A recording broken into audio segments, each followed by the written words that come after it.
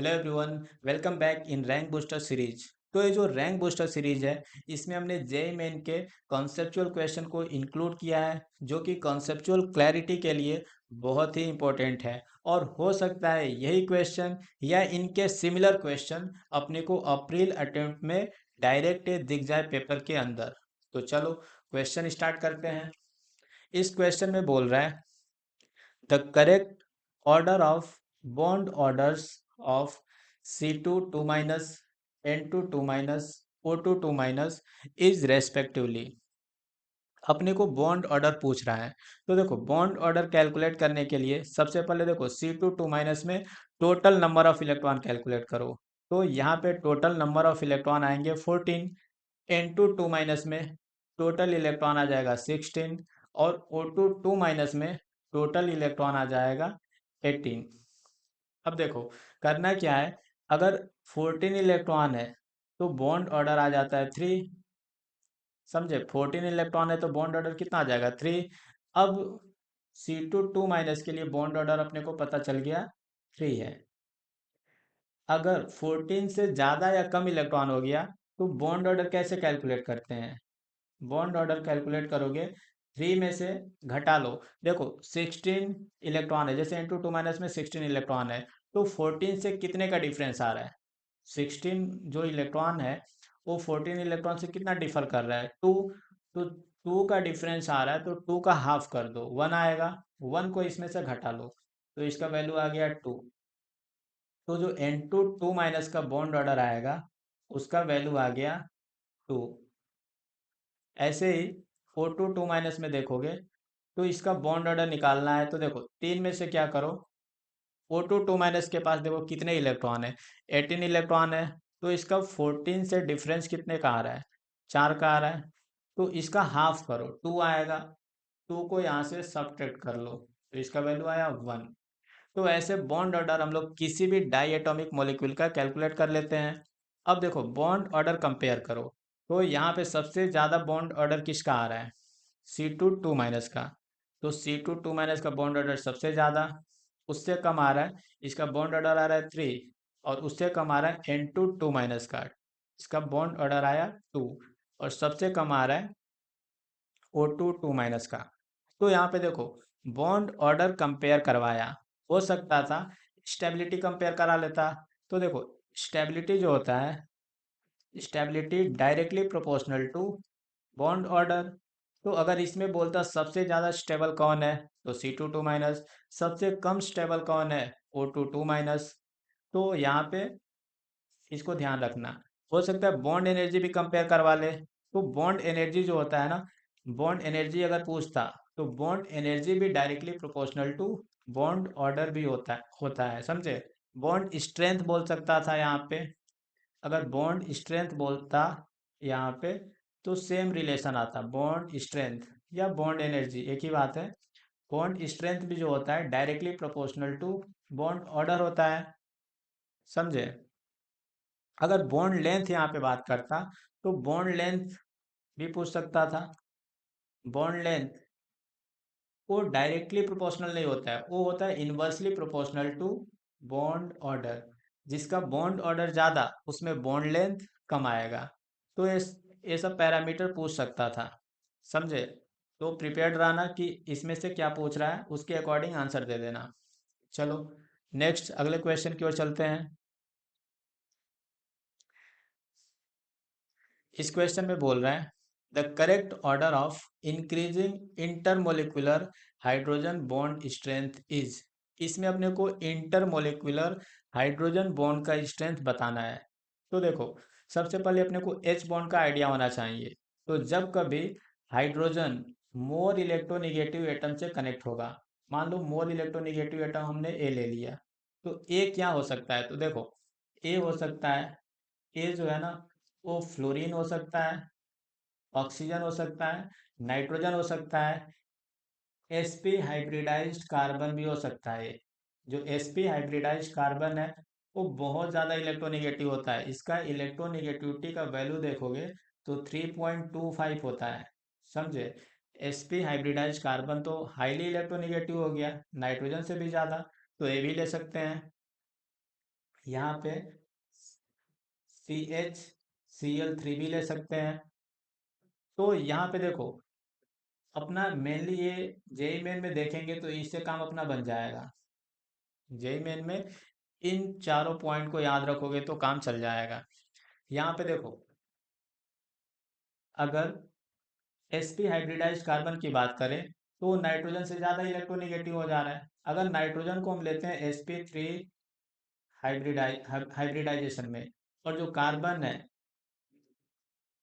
Carbon sp hybridise में लेंगे, और नाइट्रोजन जो है sp3 हाइब्रिडाइज्ड स्टेट में ले लो। जैसे हो सकता है अमाइंस ले सकते हो यहाँ पे, 1 डिग्री, 2 डिग्री या 3 डिग्री, कोई भी अमाइन। तो जो अमाइन होंगे या अमोनिया जो होगा, उसका जो नाइट्रोजन है, तो नाइट्रोजन का इलेक्ट्रोनेगेटिविटी क्या होगा, sp हाइब्रिडाइज्ड कार्बन से कम हो जाता है। ऐसा सेकेंड पीरियड में सारे एलिमेंट के लिए है। अगर ऑक्सी देखो, कहीं नाइट्रोजन sp हाइब्रिडाइज हो गया, sp हाइब्रिडाइज्ड जो नाइट्रोजन है, इसका इलेक्ट्रोनेगेटिविटी ज़्यादा हो जाएगा ऑक्सीजन से, लेकिन ऑक्सीजन का हाइब्रिडाइजेशन लेना है sp3, समझे।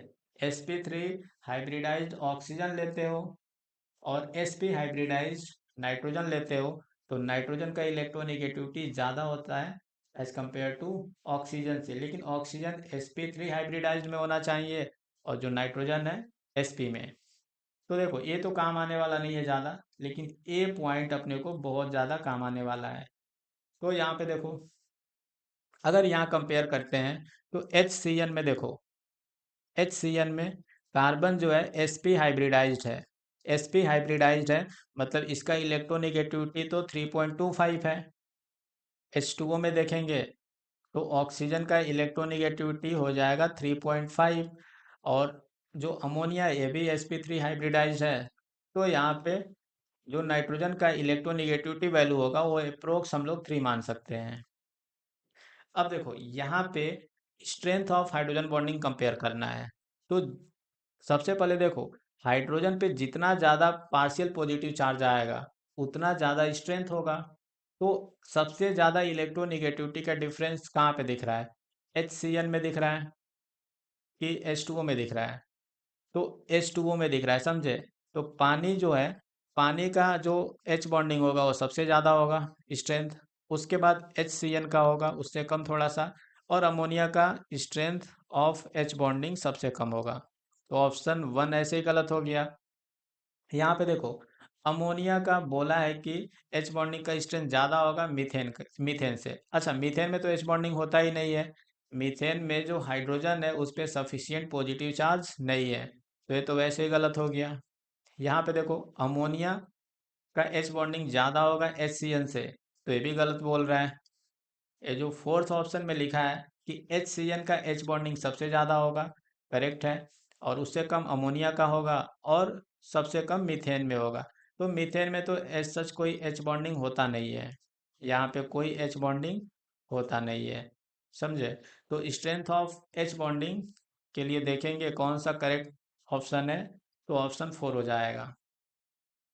अच्छा, यहाँ पे H बॉन्डिंग से रिलेटेड बहुत सारे कॉन्सेप्ट हैं केमिकल बॉन्डिंग में, तो उसको ध्यान रखना। देखो, जब कभी भी, जैसे मान लो यहाँ पे H बॉन्डिंग हो रहा है, जैसे मान लो H2O है, इसका दूसरे H2O मॉलिक्यूल के साथ H बॉन्डिंग हो रहा है,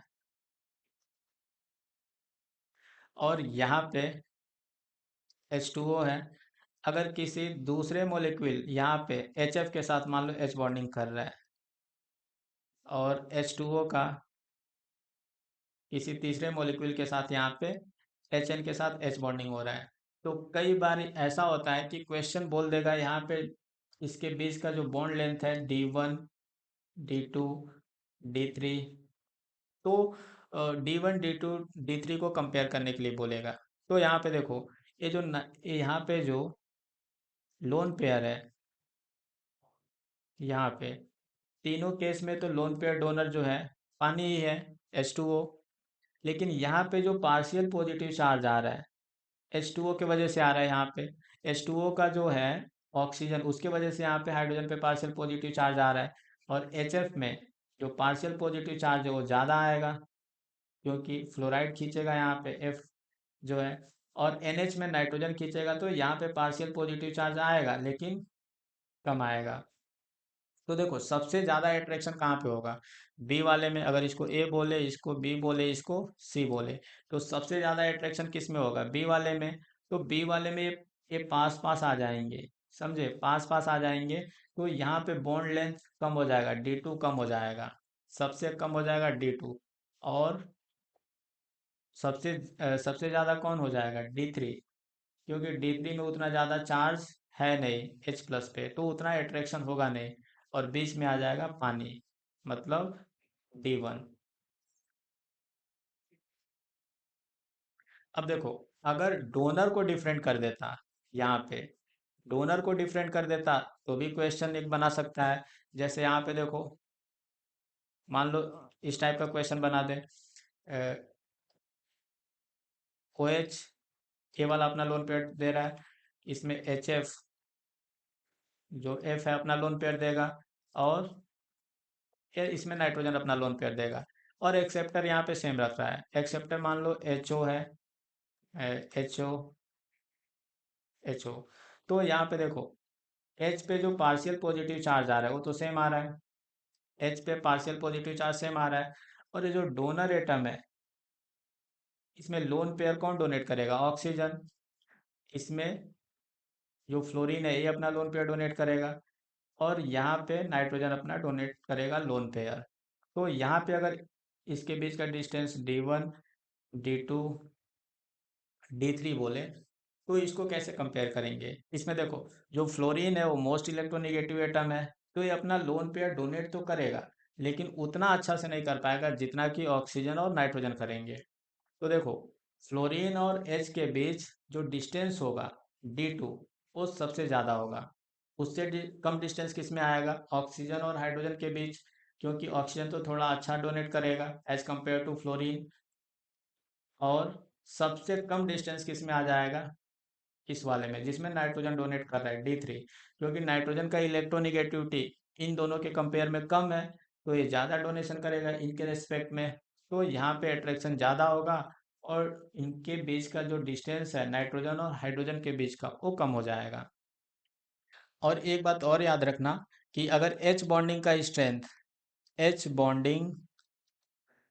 स्ट्रेंथ अगर बढ़ेगा, समझ गए, एच बॉन्डिंग का स्ट्रेंथ बढ़ेगा, तो इन जनरल जो मेल्टिंग पॉइंट होता है, बॉइलिंग पॉइंट होता है, सब कुछ बढ़ेगा। Melting point, boiling point, viscosity,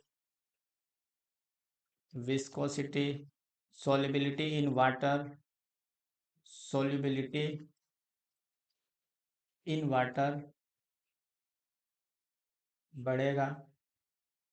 लेकिन एक चीज घट जाता है, वो है वेपर प्रेशर, वेपर प्रेशर, समझे। तो इन जनरल ये बात है, इन जनरल, इन जनरल क्या याद रखोगे, एच बॉन्डिंग का स्ट्रेंथ अगर बढ़ता है तो सब कुछ बढ़ेगा, एक्सेप्ट जो वेपर प्रेशर है ना, वेपर प्रेशर वो घट जाता है।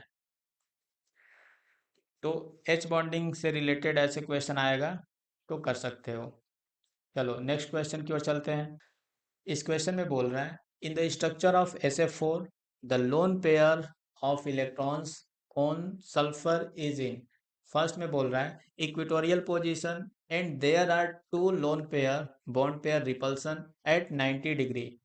ऑप्शन टू में बोल रहा है equatorial position and there are three lone pair bond pair repulsion. तो अपने को बताना है, देखो थर्ड में बोल रहा है एक्सियल पोजीशन पे, तो अपने को लोन पेयर और बॉन्ड पेयर का रिपल्सन बताना है कि कितने एंगल पे लग रहा है, और ये भी बताना है कि जो लोन पेयर है वो किस पोजीशन पे है। तो सबसे पहले देखो इसका स्ट्रक्चर हम लोग ड्रा करेंगे, रफ स्ट्रक्चर, और हाइब्रिडाइजेशन कैलकुलेट करेंगे। समझ गए, रफ स्ट्रक्चर बना लिए, फिर जाके हम लोग क्या करेंगे, शेप बनाएंगे इसका। तो देखो इसका स्टेरिक नंबर कितना आ रहा है, 5, 4 सिग्मा प्लस एक लोन पेयर, स्टेरिक नंबर हो गया 5। 5 का मतलब sp3d। अच्छा, sp3 हाइब्रिडाइजेशन में अगर एक लोन पेयर आ गया, तो लोन पेयर हमेशा वहां जाएगा जहाँ पे इस कैरेक्टर ज़्यादा होगा, या फिर बोलो एंगल ज़्यादा होगा, स्पेस ज़्यादा होगा। तो इक्वेटोरियल पोजीशन में क्या होता है, स्पेस ज़्यादा होता है, 120 डिग्री का एंगल होता है। तो ऐसे लोन पेयर लग जाएगा इक्वेटोरियल पोजीशन पे।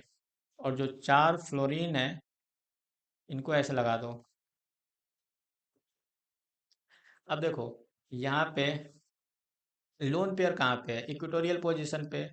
और यहाँ पे कितना 90 डिग्री का loan pair bond pair repulsion लग रहा है। तो देखो एक यहाँ पे बॉन्ड पेयर होगा, दूसरा बॉन्ड पेयर यहाँ पे है, तीसरा बॉन्ड पेयर यहाँ पे है, और चौथा वाला बॉन्ड पेयर यहाँ पे है। तो देखेंगे बॉन्ड पेयर लोन पेयर, ये वाला रिपल्सन है 90 डिग्री पे लग रहा है, और यहाँ पर भी जो bond pair lone pair repulsion है 90 डिग्री पे लग रहा है। तो यहाँ पे ऑप्शन ए में ही करेक्ट हो गया कि इक्वेटोरियल पोजीशन पे लोन पेयर है, और there are two lone pair bond pair repulsion at 90 degree. Option 3 और 4 तो वैसे ही एक्सियल पोजीशन पे बता रहा है लोन पेयर को, तो गलत हो जाएगा। देखो इससे और मतलब क्या कॉम्प्लेक्स क्वेश्चन कर सकता है, तो बोल सकता है इसमें 90 डिग्री का जो एफ एस एफ इनके बीच जो एंगल बना है, तो 90 डिग्री का एंगल कितना बन रहा है। तो 90 डिग्री का एंगल कैलकुलेट करके बोलो कितना बन रहा है। तो यहाँ पे आंसर कई लोग देंगे 2, लेकिन ये गलत हो जाएगा। 90 डिग्री का एक भी एंगल नहीं बन रहा है। यहाँ पे देखो लोन पेयर के रिपल्सन की वजह से ये जो फ्लोराइड है सब, ये थोड़ा बेंट हो जाते हैं। यहाँ पे हल्का सा बेंट होगा, ज़्यादा नहीं, अप्रोक्स 90 डिग्री रहता है, लेकिन एग्जैक्टली 90 डिग्री बोलेगा तो गलत हो जाएगा। यहाँ पे आ जाएगा एफ ऐसे, और इधर थोड़ा सा एफ और बेंट हो गया। तो यहाँ पे देखो 90 डिग्री का कोई एंगल नहीं मिलेगा। ये जो पहले 90 डिग्री का एंगल बन रहा था ना यहाँ पे, अब वो क्या हो जाएगा, लेस देन 90 डिग्री। यहाँ पे जो इसके बीच एंगल बन रहा था 90 डिग्री का, अब वो लेस देन 90 डिग्री हो जाएगा। अच्छा अगर बोले कि एफ एस एफ इसके बीच 180 डिग्री का एंगल कितना बन रहा है, तो अब देखो 180 डिग्री का एंगल भी नहीं बन रहा है। ये जो पहले 180 डिग्री का बन रहा था, जैसे लग रहा था कि एक्सियल अप और एक्सियल डाउन है, तो यहाँ पे 180 का एंगल है, लेकिन लोन पेयर की वजह से ये थोड़ा सा एंगल क्या हो जाता है, कम हो जाता है। तो अगर एग्जैक्टली बोलेगा 180 डिग्री का कितना एंगल है, तो 0। लेकिन अगर नियरली बोलेगा 180 डिग्री का एंगल, तब फिर 1 आंसर देंगे। लेकिन एग्जैक्टली अगर बोलेगा तो इसका आंसर है 0। तो ऐसा क्वेश्चन पूछ सकता है। अच्छा 120 डिग्री का कितना एंगल इसमें है, तो इसमें 120 डिग्री का एंगल भी 0 है। क्योंकि देखो पहले इक्वेटोरियल में जो 120 का एंगल बन रहा था, इस पे भी लोन पेयर के रिपल्सन की वजह से ये एंगल लेस देन 120 हो गया है, लेस देन 120। चलो, तो ऐसा इस बात को ध्यान में रखना कि नियरली बोल रहा है कि एग्जैक्टली बोल रहा है एंगल कंपेयर करते समय। अगर नियरली बोलेगा तब तो चल जाएगा, लेकिन एग्जैक्टली बोलेगा तो गलत हो जाएगा। चलो फिर अगले क्वेश्चन की ओर चलते हैं। इस क्वेश्चन में बोल रहा है number of lone pairs of electrons on central atom and the shape of Br F5 molecules respectively are. यहाँ पे जो Br F3 है, इसमें सेंट्रल एटम पे लोन पेयर बताना है और इसका शेप बताना है। तो सबसे पहले हम लोग क्या करते हैं, इसका रफ स्ट्रक्चर बना लेंगे, और यहाँ से स्टेरिक नंबर कैलकुलेट करते हैं। तो स्टेरिक नंबर इसका आया 5। Steric number 5 means sp3d hybridisation आ गया। तो देखो sp3d हाइब्रिडाइजेशन आ गया, और इसका शेप बताना है। तो दो लोन पेयर होने होने से जो sp3d हाइब्रिडाइजेशन है, और इसमें दो लोन पेयर होता है, तो इसका शेप हो जाता है टी शेप। इसका शेप कैसा हो जाएगा, टी शेप। यहाँ पे ऐसे देखो दो लोन पेयर जो है इक्वेटोरियल पोजीशन में ऐसे लग जाते हैं, तो इसका शेप हो गया टी शेप, और हाइब्रिडाइजेशन तो आ ही गया। अच्छा यहाँ पे अगर कोई बोले कि 180 डिग्री का एंगल कितना है इसमें, 180 डिग्री का एंगल काउंट करो, एग्जैक्टली 180 डिग्री का एंगल, तो यहाँ पर भी 180 डिग्री का एंगल जो होगा वो 0 होगा। कोई भी ऐसा एंगल नहीं है जो 180 डिग्री का है। यहाँ पे देखो, यहाँ पे दिख रहा है जो एंगल, वो लेस देन 180 है, क्योंकि यहाँ पे lone pair bond pair repulsion हुआ है, और loan pair bond pair repulsion ज़्यादा हुआ है। और इधर से क्या लग रहा है, इधर से लग रहा है बॉन्ड पेयर रिपल्सन है। तो बॉन्ड पेयर रिपल्सन कम होता है, तो अल्टीमेटली लोन पेयर क्या करेगा, इस फ्लोराइड को थोड़ा सा शिफ्ट करा देगा। इधर बॉन्ड पेयर की ओर, और वैसे ही एज इट इज नीचे वाला फ्लोराइड, जो फ्लोराइड है उसको थोड़ा सा शिफ्ट होना पड़ेगा बॉन्ड पेयर की ओर, क्योंकि लोन पेयर का रिपल्सन ज़्यादा लग रहा है। तो ये जो एंगल आ रहा है लेस देन 180 आ जाएगा। चलो नेक्स्ट क्वेश्चन की ओर चलते हैं। इस क्वेश्चन में बोल रहा है arrange the following in increasing order of their covalent character. तो यहाँ पे देखो कोवेलेंट कैरेक्टर का इंक्रीजिंग ऑर्डर बताना है। और देखो कोवेलेंट कैरेक्टर अगर बताना है तो फजांस रूल अप्लाई करना पड़ेगा। और फजांस रूल में याद रखो कि जो कैटायन होता है, कैटायन का साइज, अगर कैटायन का साइज बढ़ाओगे तो कोवेलेंट कैरेक्टर घटेगा। कैटायन का साइज अगर घटाओगे तो कोवेलेंट कैरेक्टर बढ़ेगा। इसमें रिवर्स रिलेशन है। कैटायन का जो साइज होता है उसके साथ रिवर्स रिलेशन है कोवेलेंट कैरेक्टर का। इसके अलावा इसके अलावा कुछ भी करोगे तो अगर जैसे मान लो कैटायन के अलावा एनायन का साइज, अगर एनायन का साइज बढ़ाते हो तो कोवेलेंट कैरेक्टर बढ़ेगा। एनायन का साइज घटाते हो तो कोवेलेंट कैरेक्टर घटेगा। एनायन पे चार्ज बढ़ाते हो तो कोवेलेंट कैरेक्टर बढ़ेगा। एनायन का चार्ज घटाते हो तो कोवेलेंट कैरेक्टर घटेगा। ऐसे ही जो कैटायन कैटायन का चार्ज है, अगर कैटायन का चार्ज बढ़ाते हो तो कोवेलेंट कैरेक्टर बढ़ेगा। कैटायन का चार्ज अगर घटाते हो तो कोवेलेंट कैरेक्टर घटेगा। मीन्स कैटायन का साइज को छोड़ के जो भी अपने पास जो भी प्रॉपर्टी है एनायन के लिए, एनायन का चार्ज और एनायन का साइज, अगर एनायन का चार्ज या साइज बढ़ाते हो तो कोवेलेंट कैरेक्टर बढ़ेगा। एनायन का चार्ज या साइज घटाते हो तो कोवेलेंट कैरेक्टर घटेगा। और कैटायन का जो चार्ज है उसको बढ़ाओगे तो भी कोवेलेंट कैरेक्टर बढ़ेगा, और उसका चार्ज घटाओगे तो कोवेलेंट कैरेक्टर घटेगा। मतलब डायरेक्टली रिलेटेड है कोवेलेंट कैरेक्टर से। यहाँ पे देखो ए बी सी डी में सब में कैटायन तो सेम है, तो कैटायन को हटा दो। देखेंगे यहाँ पे जो एनायन है ए वाले में फ्लोराइड है, बी वाले में क्लोराइड है, सी में है ब्रोमाइड और डी में है आयोडाइड। तो यहाँ पे देखो ए बी सी डी, ए से बी जा रहे हैं, बी से सी जा रहे हो, सी से डी जा रहे हो, मीन्स एनायन का साइज बढ़ते जा रहा है तो कोवेलेंट कैरेक्टर बढ़ता जाएगा। यहाँ से ऑप्शन कौन सा करेक्ट हो जाएगा? ए से ज़्यादा कोवेलेंट कैरेक्टर है बी में, बी से ज़्यादा है सी में और सी से ज़्यादा है डी में, तो ऑप्शन सेकंड करेक्ट हो जाएगा। इसमें दिया है लिस्ट वन और लिस्ट टू, तो लिस्ट वन का लिस्ट टू के साथ मैचिंग कराना है। यहाँ पे देखो लिस्ट वन में बोल रहा है साई ऑफ एमओ, एमओ मतलब मोलिकुलर ऑर्बिटल, यहाँ पे साई ए माइनस साई बी, दो वेव फंक्शन का डिफरेंस हो रहा है, मतलब डिस्ट्रक्टिव इंटरफेरेंस हो रहा है। तो देखो जब भी डिस्ट्रक्टिव इंटरफेरेंस होता है एंटी बॉन्डिंग मोलिकुलर ऑर्बिटल बनता है। तो देखो ए का मैचिंग किसके साथ होगा? Anti bonding molecular orbital. तो ए का मैचिंग होगा थर्ड के साथ। तो देखो ए का थर्ड किस में दिया है? इन सब में दिया है, 2 3 4। चलो फिर आगे देखते हैं, यहाँ पे लिखा है डाइपोल मोमेंट जो होगा चार्ज इनटू सेपरेशन के बराबर होगा, ये भी करेक्ट है। इसको बोलते हैं डाइपोल मोमेंट। तो यहाँ पे सेकेंड बी का जो है फर्स्ट के साथ मैचिंग हो रहा है। बी का फर्स्ट के साथ कहाँ पे दिया है? सिर्फ थर्ड वाले में दिया है बी का फर्स्ट के साथ। तो यहाँ से देखो ऑप्शन जो अपना है क्वेश्चन का वो थर्ड करेक्ट हो गया, समझे? तो यहाँ से फर्दर हमें आगे चेक करने की ज़रूरत नहीं होता है। लेकिन फिर भी अगर यहाँ पे अपने को प्रैक्टिस करना है तो हम लोग तो यहाँ पे प्रैक्टिस के लिए कर सकते हैं, एग्जाम में टाइम वेस्ट नहीं करना है ऐसे सारे ऑप्शन को चेक करके।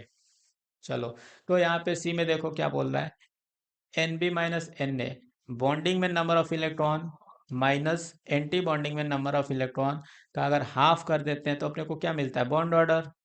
तो ये जो फॉर्मूला लिखा है वो किसका लिखा है? बॉन्ड ऑर्डर का। तो सी का 4 के साथ मैच हो जाएगा। और यहाँ पे लिखा है psi M O is equal to psi A plus psi B. तो यहाँ पे जो बॉन्डिंग मोलिकुलर ऑर्बिटल बनेगा, देखो यहाँ पे बॉन्डिंग मोलिकुलर ऑर्बिटल बनेगा, क्यों? क्योंकि दोनों वेव फंक्शन को ऐड कर रहा है, मतलब यहाँ पे कॉन्स्ट्रक्टिव इंटरफेरेंस हो रहा है, दोनों वेव फंक्शन का जो फेज है वो सेम है। तो यहाँ पे बॉन्डिंग मोलिकुलर ऑर्बिटल बनेगा, तो डी का मैचिंग हो जाएगा सेकंड के साथ। चलो, और यहाँ पे क्या मतलब कैसा कंसेप्ट बना सकता है? तो देखो जो बॉन्डिंग मोलिकुलर ऑर्बिटल होता है और एंटी बॉन्डिंग मोलिकुलर ऑर्बिटल होता है।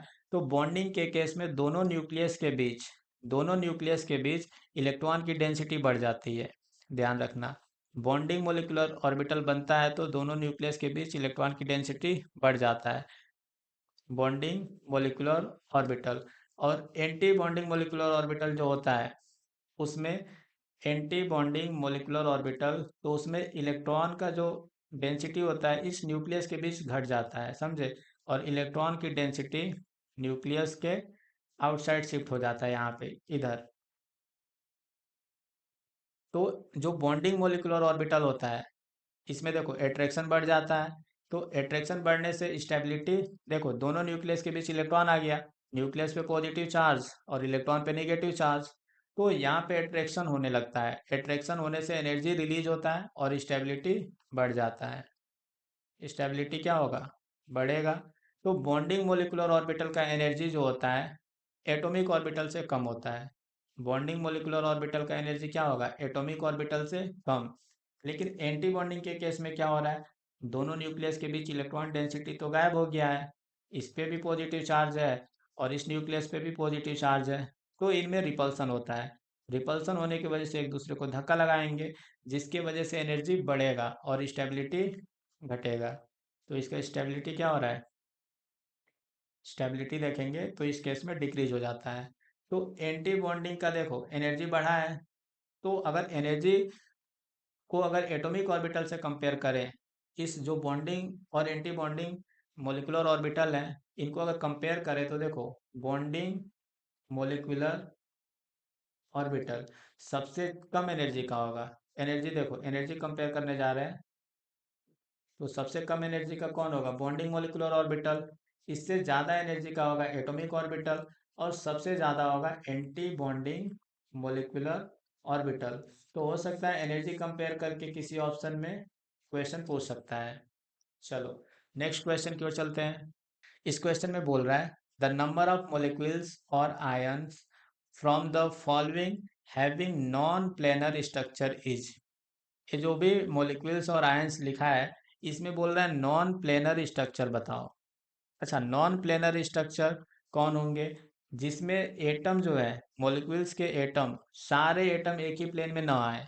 अगर सारे एटम एक ही प्लेन में आ गए फिर तो प्लेनर हो जाएगा। तो इसमें से देखो सबसे पहले क्या करेंगे, हाइब्रिडाइजेशन निकालेंगे और फिर देखेंगे शेप। तो देखो NO3- का जो शेप होगा वो तो प्लेनर हो जाएगा इसका शेप, क्योंकि इसका हाइब्रिडाइजेशन है sp2। और जिस भी मॉलिक्यूल का हाइब्रिडाइजेशन sp2 होगा वो हमेशा प्लेनर होगा। अगर किसी का हाइब्रिडाइजेशन sp हो गया तो sp मतलब लीनियर, ये भी प्लेनर हो जाएगा हमेशा, समझे। अगर sp3 हुआ तो sp3 में हो सकता है कि प्लेनर भी हो जाए नॉन प्लेनर भी हो जाए। ऐसे ही sp3d में चेक करना पड़ेगा, प्लेनर भी हो सकता है नॉन प्लेनर भी हो सकता है। sp3 D2 में भी अपने को चेक करना पड़ सकता है और sp3 D3 में भी चेक करना पड़ सकता है। तो चलो यहाँ पे तो ए वाला क्या है कि प्लेनर हो गया। अच्छा, H2O2 में देखो ये हाइड्रोजन परऑक्साइड है, इसका स्ट्रक्चर देखोगे तो ओपन बुक स्ट्रक्चर होता है। जैसे बुक ओपन करोगे तो ये देखो, ये बुक का एक एक पेज हो गया, समझे। और दूसरे पेज में ऐसा यहाँ पे एच अपने को दिखेगा, एच। तो ये जो स्ट्रक्चर है वो नॉन प्लेनर है, एक ही प्लेन में चारों एटम नहीं आएंगे। अगर देखोगे मैक्सिमम यहाँ पे 3 एटम एक प्लेन में आएंगे, O और H। 3 एटम एक प्लेन में आएंगे और दूसरा जो H है वो दूसरे प्लेन में चला जाएगा। तो ये हो गया नॉन प्लेनर। और BF3 sp2 हाइब्रिडाइजेशन है तो ये तो प्लेनर हो गया। अब PCl3 को देखेंगे तो ये पिरामिडल शेप होता है, एक लोन पेयर है और यहाँ पे Cl Cl Cl। तो ये जो पिरामिडल शेप है ये कभी प्लेनर नहीं हो सकता। देखो अगर हम इसको देखेंगे ना तो एक अगर जो देखेंगे तो एक Cl प्लेन के बाहर है, यहाँ पे एक Cl प्लेन के बाहर है। तो इसमें भी मैक्सिमम 3 एटम प्लेन में आ सकते हैं, लेकिन चौथा एटम क्या हो जाएगा, प्लेन से बाहर। तो ये भी हो गया नॉन प्लेनर। नेक्स्ट दिया है XgF4। तो देखो XgF4 में अगर शेप देखेंगे तो यहाँ पे स्क्वायर प्लेनर होता है इसका शेप। यहाँ पे एफ एफ एफ एफ, एक लोन पेयर ऊपर होता है और जस्ट अपोजिट एक लोन पेयर नीचे होता है। तो देखेंगे तो सारे एटम एक ही प्लेन में तो आ जा रहे हैं। यहाँ पे चारों फ्लोराइड और जेनॉन एक ही प्लेन में आ जा रहा है। अच्छा, शेप अगर प्लेनर नॉन प्लेनर देखना है तो लोन पेयर नहीं नहीं अपने को कंसिडर करना है, समझे। तो यहाँ पे भी प्लेनर हो जाएगा। SF4 को देखेंगे तो इसका शेप कैसा होता है, सीसॉ। देखो इसमें एक लोन पेयर है यहाँ पे, एक कितने बार एग्जाम में आता है ए स्ट्रक्चर। तो यहाँ पे देखो ए लोन पेयर यहाँ पे है, तो इसका शेप सीसॉ है। तो इस सीसॉ शेप होने के वजह से क्या कभी एक ही प्लेन में आ सकता है क्या? इसमें देखेंगे तो अगर अगर यहाँ पे इसको प्लेन एक बनाए तो इस प्लेन में मैक्सिमम कौन कौन आएगा? ए फ्लोरीन आ सकता है, फ्लोराइड, ए फ्लोराइड आ सकता है, सल्फर आ सकता है। बाकी ए जो फ्लोराइड है ये तो प्लेन से ऊपर चला गया, और ए वाला फ्लोराइड जो है वो प्लेन से नीचे आ जाएगा। तो मैक्सिमम तीन ही एटम प्लेन में आ पा रहे हैं, पांचों तो प्लेन में नहीं आएंगे। मीन्स ए भी क्या हो गया, नॉन प्लेनर। और यहाँ पे सेम यहाँ पे रिपीट कर गया है। नेक्स्ट है यहाँ पे देखो XgO3। तो इसका शेप बनाएंगे तो देखो एक्सिस जेनॉन के पास कितने इलेक्ट्रॉन होते हैं वैलेंस शेल में, टोटल 8 होते हैं। और ऑक्सीजन डबल बॉन्ड बना के इससे कनेक्ट हुआ है, तो जेनॉन के पास एक लोन पेयर आएगा। अब देखो यहाँ पे पिरामिडल शेप है तो ये भी नॉन प्लेनर हो गया। ए फॉस्फोनियम आयन, ये भी नॉन प्लेनर है। ये जो SO3 है, SO3, तो SO3 में देखेंगे तो ये sp2 हाइब्रिडाइजेशन है जिसके वजह से क्या हो जाएगा, प्लेनर। ये है प्लेनर। और AlOH का होल फोर्स माइनस, ये देखेंगे तो टेट्राहेड्रल है, टेट्राहेड्रल होने की वजह से क्या हो जाएगा, नॉन प्लेनर। तो अपने को नॉन प्लेनर बताना था, इसको हटा देते हैं। तो नॉन प्लेनर अपने को हम यहाँ से काउंट करके बता सकते हैं कितना आने वाला है इसमें से नॉन प्लेनर। चलो नेक्स्ट क्वेश्चन की ओर चलते हैं। इस क्वेश्चन में बोल रहा है the number of paramagnetic species among the following. अच्छा, इसमें से पैरामैग्नेटिक स्पीसीज बताना है। तो पैरामैग्नेटिक स्पीसीज कौन से होंगे, जिनमें अनपेयर्ड इलेक्ट्रॉन होगा, समझे। मतलब जिनके पास ऑड इलेक्ट्रॉन हो, टोटल इलेक्ट्रॉन कितने होने चाहिए, ऑड नंबर ऑफ इलेक्ट्रॉन हो। या फिर अगर 16 इलेक्ट्रॉन हो जाए, जैसे O2 वाला केस बन जाएगा। और जिसके पास 10 इलेक्ट्रॉन हो जाए तो ये सब पैरामैग्नेटिक स्पीसीज होते हैं। तो पैरामैग्नेटिक स्पीसीज का पहचान क्या है, कि उसके पास total number of electron count कर लेना, ऑड मिल गया तो पैरामैग्नेटिक बोल देंगे। अगर टोटल नंबर ऑफ इलेक्ट्रॉन 16 मिल गया या 10 मिल गया तो उसको भी पैरामैग्नेटिक बोल देना है। तो यहाँ से देखो B2, इसके पास टोटल इलेक्ट्रॉन 10 हो गए तो ये पैरामैग्नेटिक। Li2, टोटल इलेक्ट्रॉन कितने हो जाएंगे, 6, 6 हो गया, इवन हो गया तो ये डायमैग्नेटिक हो गया।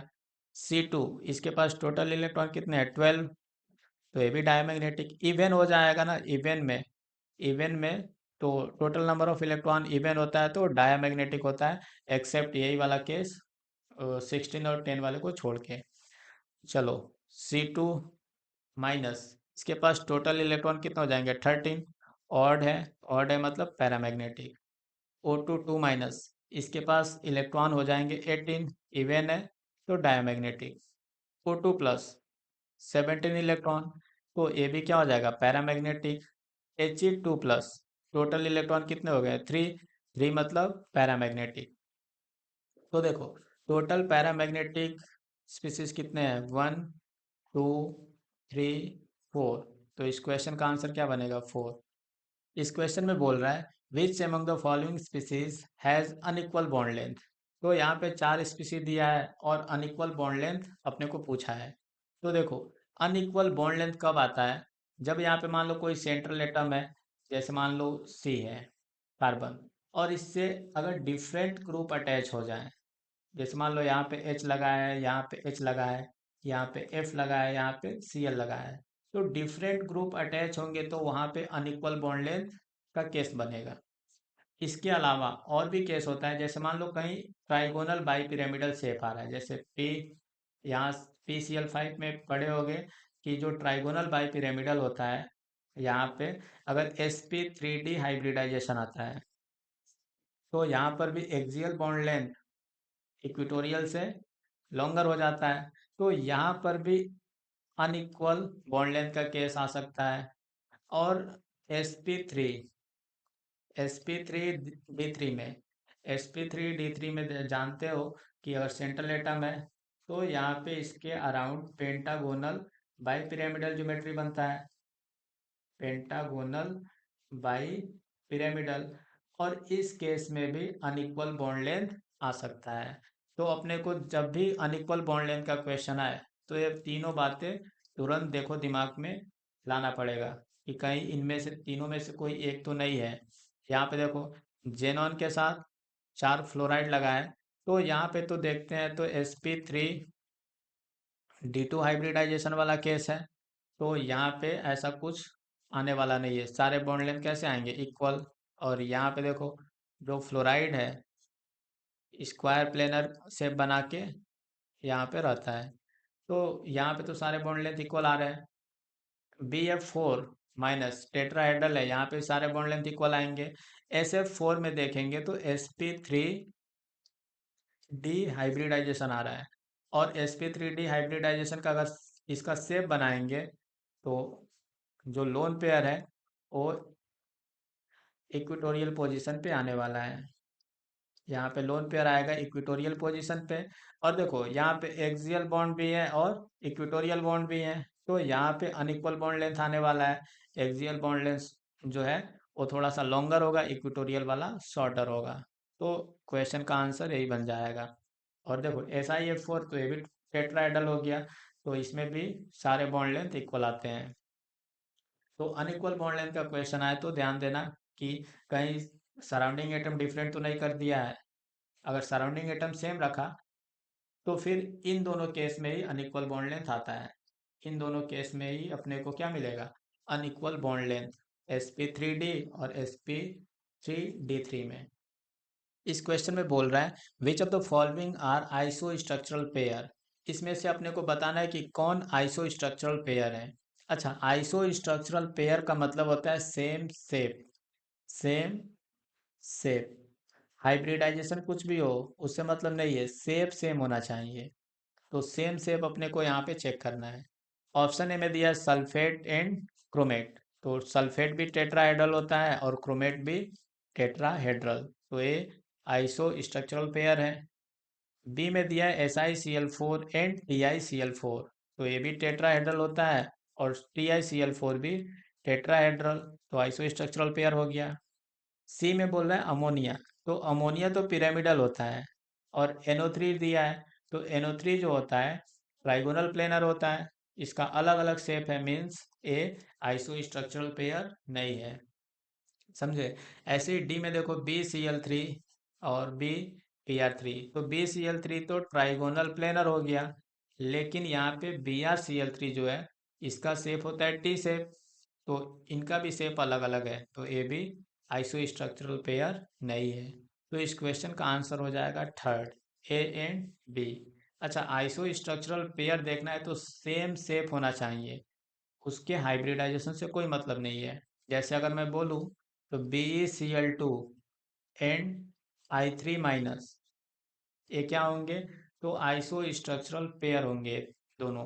क्योंकि देखो BeCl2 यहाँ पे लिनियर हो जाएगा, और I3 माइनस का शेप देखेंगे तो ये भी होता है लिनियर।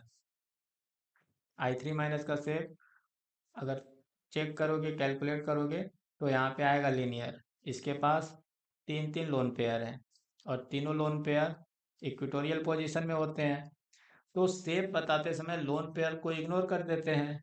तो यहाँ पे जो I3 माइनस दिख रहा है वो लिनियर ही तो दिख रहा है, और BeCl2 भी लिनियर है, तो ये भी आइसो स्ट्रक्चरल पेयर है। समझे। अपने को हाइब्रिडाइजेशन नहीं देखना है, इसमें तो sp हाइब्रिडाइजेशन है, इसमें sp3d है। तो ध्यान रखना कि आइसो स्ट्रक्चरल पेयर क्या होते हैं। चलो नेक्स्ट क्वेश्चन की ओर चलते हैं। इस क्वेश्चन में बोल रहा है according to molecular orbital theory the species among the following that does not exist is. यहाँ पे देखो 4 स्पीशीज दिया है और अपने को बताना है कि कौन एग्जिस्ट नहीं करता है। तो देखो सबसे पहले अपने को अगर एग्जिस्ट नहीं करता है मॉलिक्यूल, तो ये पता होना चाहिए कि उसका जो बॉन्ड ऑर्डर होगा या तो लेस देन जीरो होगा या फिर इक्वल टू जीरो होगा। तो अपने को यहाँ पे चेक कर लेना है कि किसका बॉन्ड ऑर्डर जीरो आ रहा है या लेस देन जीरो आ रहा है। तो देखो O2 माइनस तो परऑक्साइड है, ये तो एग्जिस्ट करेगा ही। अब इन तीनों में ही कंफ्यूजन हो सकता है। तो सबसे पहले Be2 का बॉन्ड ऑर्डर निकाल लो। Be2 का देखो बॉन्ड ऑर्डर कैसे निकालेंगे, तो 3 में से घटा लो, इसके पास कितने इलेक्ट्रॉन है, 8 इलेक्ट्रॉन है। तो 14 में से घटाओ, इसको डिफरेंस करो, देखो कितने का आ रहा है, 6 का डिफरेंस आ रहा है। इसका हाफ करो, 3 आएगा, तो 3 घटाओ, यहाँ पे देखो बॉन्ड ऑर्डर जीरो आ गया, मीन्स Be2 एग्जिस्ट नहीं करेगा। अच्छा, He2 प्लस और He2 माइनस एग्जिस्ट करते हैं। इनका बॉन्ड ऑर्डर अगर कैलकुलेट करना होगा तो कर सकते हो। देखो इनके लिए एमओ डायग्राम बना लो।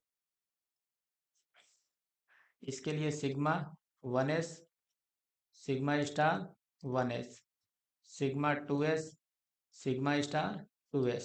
तो देखो अगर He को देखोगे, He2 जो है ये एग्जिस्ट नहीं करेगा, क्योंकि देखना इसमें कितने इलेक्ट्रॉन हो जा रहे हैं, टोटल 4। तो 4 इलेक्ट्रॉन भरेंगे तो 2 बॉन्डिंग में आ गया, 2 एंटी बॉन्डिंग में। तो यहाँ पे बॉन्ड ऑर्डर देखेंगे तो 2 - 2 डिवाइडेड बाई 2 जीरो आ रहा है। देखो बॉन्डिंग में 2 इलेक्ट्रॉन माइनस एंटी बॉन्डिंग में इलेक्ट्रॉन, तो बॉन्डिंग में जो इलेक्ट्रॉन है 2, उसको एंटी बॉन्डिंग वाले इलेक्ट्रॉन से घटा दिए और उसका हाफ कर दिए, तो जीरो आ रहा है। मीन्स He2 जो है एग्जिस्ट नहीं करेगा। लेकिन अगर He+ की बात करें तो He+ में एक इलेक्ट्रॉन अपने को रिमूव करना पड़ेगा, यहाँ से एंटी बॉन्डिंग से इलेक्ट्रॉन निकलेगा। तो अब देखो बॉन्डिंग में कितने इलेक्ट्रॉन हो गए, 2, और एंटी बॉन्डिंग में एक। तो इसको अगर हाफ करेंगे तो बॉन्ड ऑर्डर आ जाएगा यहाँ पे 0.5। तो बॉन्ड ऑर्डर जीरो से ज़्यादा है, मीन्स एग्जिस्ट कर जाएगा। बहुत ज़्यादा स्टेबल तो नहीं होगा लेकिन एग्जिस्ट कर जाएगा He2 प्लस। ऐसे ही देखो He2 माइनस में देखेंगे तो टोटल 5 इलेक्ट्रॉन हो जाएगा। तो 5 इलेक्ट्रॉन हो गया तो 4 इलेक्ट्रॉन तो ऐसे भरेंगे और पांचवा इलेक्ट्रॉन यहाँ पे जाएगा। तो बॉन्डिंग से एंटी बॉन्डिंग कैंसिल हो जाएंगे इलेक्ट्रॉन। इलेक्ट्रॉन का जो बॉन्ड ऑर्डर बॉन्डिंग के वजह से आएगा वो एंटी बॉन्डिंग के वजह से कैंसिल हो जाएगा। लेकिन यहाँ पे बॉन्डिंग में एक इलेक्ट्रॉन बच गया, और बॉन्डिंग में एक इलेक्ट्रॉन मीन्स बॉन्ड ऑर्डर 0.5। तो यहाँ पे ऐसे हम लोग बता सकते हैं।